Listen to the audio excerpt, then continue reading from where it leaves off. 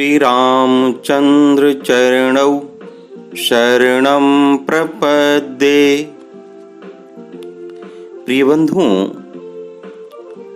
हमें सदा स्मरण रखना है कि जब यह संसार और संसार के प्राणी पदार्थ इस रूप में नहीं थे, तब भी भगवान की सत्ता थी, और अब जबकि संसार की ये वस्तुएं विभिन्न रूप में प्रकट हैं, तब भी भगवान हैं। जब ये पुनः नहीं रहेंगी तो भी भगवान रहेंगे।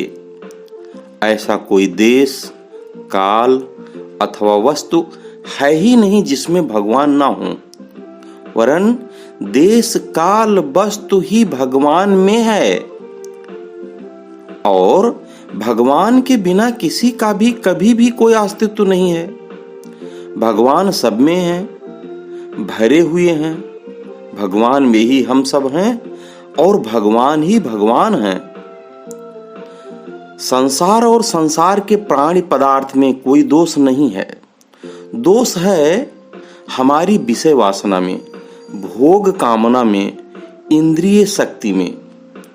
यदि हमारे मन में भोगों की वासना, कामना और उनमें आसक्ति नहीं है, तो कोई भी भोग हमें ना तो बांध सकता है और न हमारा कुछ भी अनिष्ट ही कर सकता है। इसलिए सदा स्मरण रहे कि भोग सेवन में आसक्ति ना हो, भोग सुख की कामना ना हो, तो प्रत्येक भोग भगवान की पूजन सामग्री बन जाती है और फिर वह अपनी नगण्य सत्ता को भगवान की महान तथा अनंत सत्ता में खो देता है।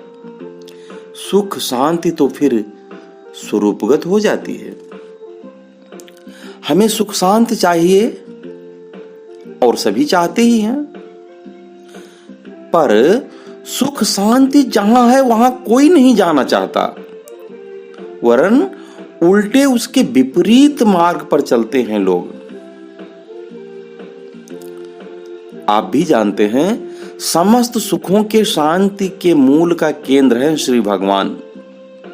जो उनका अपना सुहृद मान लेता है, उसे तुरंत सुख शांति मिल जाती है। जो सारी कामना, स्पृहा तथा ममता, अहंकार को भगवान के श्री चरणों में समर्पित कर देता है, उसे तुरंत सुख शांति मिलती है। पर यदि तुम भगवान को भूलकर केवल भोगों से ही सुख शांति चाहोगे तो कैसे मिलेगी?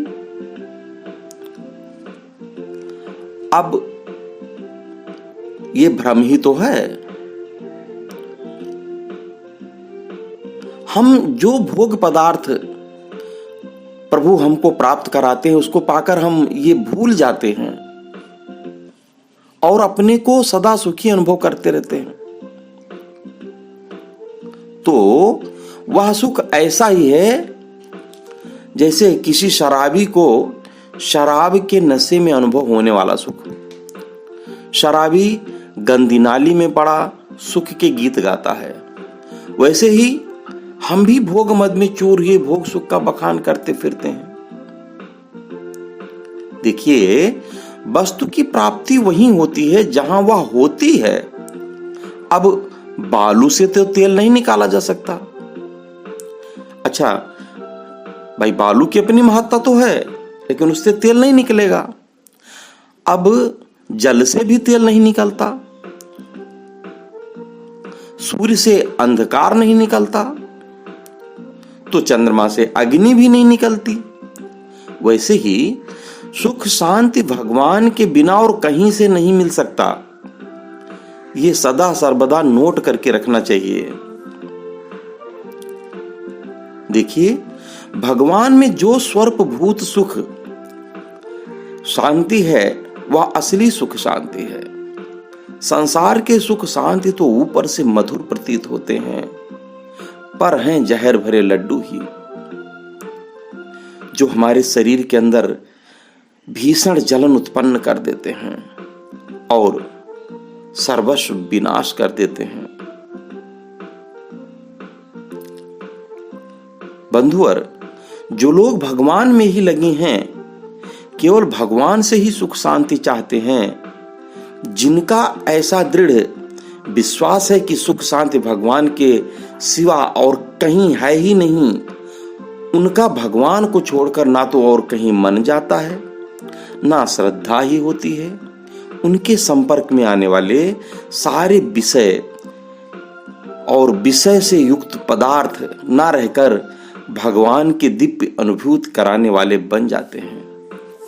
ऐसा ही हमारे पूर्वजों, महान ज्ञानी साधु संतों मुनियों का कहना है। तो क्यों ना हम सब भगवान के श्री चरणों की तरफ अपना मन रमाएं, सबकी मंगल कामना के साथ। आइए आज से हम सब यह ठान लें कि हम जो कुछ संसार में करते हैं, यह सोच कर करेंगे कि हम भगवान के निमित्त करते हैं।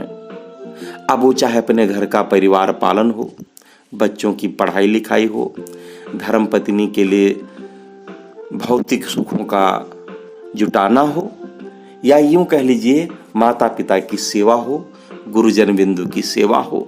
यदि हम ये मान लें कि कण कण में विराजमान वे श्री भगवान हर जगह हैं, तो हमारा जो कुछ भी कर्म हम करते हैं वह सर्व भगवान स्वरूप में ही बदल जाता है और हमें सुख की अनुभूति होती है। फिर हमें काम करने में बोरियत नहीं होती, आलस भी नहीं लगती, हमको जलन भी नहीं होती किसी से, है ना। तो क्यों हम ना ऐसी संकल्प करें, क्यों हम ना ऐसा कामना करें कि हे प्रभु, हे नारायण, हे माधव, हम सभी को सद्बुद्धि दे और हम सब एक दूसरे के प्रति प्रेम निर्वाह के साथ सेवा में तत्पर हों। जय सिया राम।